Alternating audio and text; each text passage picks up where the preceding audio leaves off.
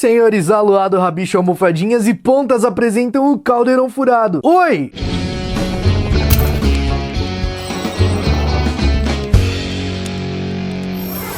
Fala aí, bruxões, beleza? A Horcrux é uma magia das trevas onde o bruxo oculta parte de sua alma em um objeto ou ser vivo, mais especificamente um objeto. No ser vivo não é muito aconselhável, só o Voldemort que era meio doente, loucão e fez. Dessa forma, se o corpo desse bruxo é atacado e destruído, ele não morre, porque parte de sua alma está guardada em um objeto, certo? Beleza, só que todo mundo já sabe isso, todo mundo sabe o que é uma Horcrux. A verdadeira pergunta que eu tenho é: quem criou a primeira Horcrux? Quem inventou? Quem tava ali sentado sem fazer nada e falou assim, vou criar uma Horcrux? E para eu responder isso, a gente vai precisar voltar muito, mas muito tempo atrás. Por volta de 1100 a.C., na Grécia Antiga, vivia um bruxo chamado Herpo. Ao longo de sua vida, Herpo, o Sujo, como é conhecido, foi responsável pela criação de diversas maldições e feitiços. Ele realizava diversos estudos e fazia muitos experimentos relacionados às artes das trevas. Muita coisa que o Herpo descobriu ou criou é usado até hoje nesse ramo obscuro da magia. E a reputação de Herpo Sujo foi construída através do efeito que seus feitiços causavam, então imagina só,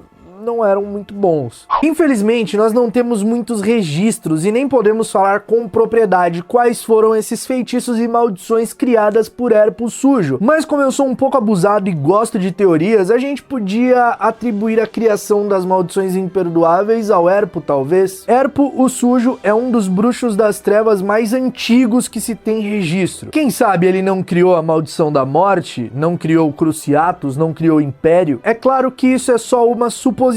As maldições imperdoáveis passaram a ser imperdoáveis só em 1717, muitos e muitos anos depois do Herpo ter existido. Então talvez essas maldições não sejam tão antigas assim, mas me deixa viajar. Beleza, só que a gente não tá aqui pra ficar supondo nada, né? Eu tô aqui pra falar de uma criação sólida de Herpo o Sujo. Como vocês devem imaginar, o nosso amiguinho Herpo foi o cara que criou a primeira Horcrux. E me enrolei inteiro pra falar Horcrux, tá bom. Herpo o Sujo foi o primeiro bruxo que criou, que inventou uma Horcrux. Não adianta você me perguntar como ele fez isso, porque a gente não sabe o passo a passo para se criar uma Horcrux até hoje. Com todas as informações que a gente tem sobre essa magia, a gente não sabe um principal elemento para se fazer isso. A gente sabe que envolve um assassinato para a sua alma ser rompida e assim dividida, um objeto que você queira colocar a sua alma ali e um outro ritual envolvendo a pessoa que você assassinou, que é bem horrível, bem macabro e a coisa mais nojenta que existe no mundo, segundo a J.K. Rowling, porque quando ela foi passar isso pro editor, ele até vomitou e passou mal, cara. Então deve ser bem pesado. Beleza, então o Herpo criou lá a Horcrux, ele teve que matar alguém pra isso, né? E creio que não tenha sido um grande obstáculo, já que ele era um bruxo das trevas. E aí ele fez o ritual necessário pra se criar a Horcrux. Creio que depois de muito estudo, teste e tentativa e pra poder dar certo aquilo. Ele fez somente uma Horcrux, que nós não sabemos qual objeto é e nem se essa Horcrux foi destruída. Porém, meus bruxos, eu tenho quase certeza que essa Horcrux foi destruída, porque senão nós ouviríamos falar de Herpo Sujo na cronologia dos livros de Harry Potter. E meus bruxos, se você pensa que Herpo o Sujo parou na criação da Horcrux, você tá enganado. Ele também foi o bruxo que criou, que deu origem ao basilisco. Ou seja, antes de Herpo Sujo não existiam basiliscos, ele criou essa criatura. Então depois de diversos experimentos e estudos novamente, o Herpo foi e descobriu que quando um ovo de galinha era chocado por um sapo, o resultado disso era o nascimento de uma cobra enorme, gigantesca, um basilisco conhecido como o Rei das Serpentes. Um detalhe muito importante sobre Herpo o Sujo é que ele era ofidioglota, ou seja, ele falava com as cobras e assim ele poderia controlar o seu basilisco. Agora entra um outro detalhezinho que deixa essa história muito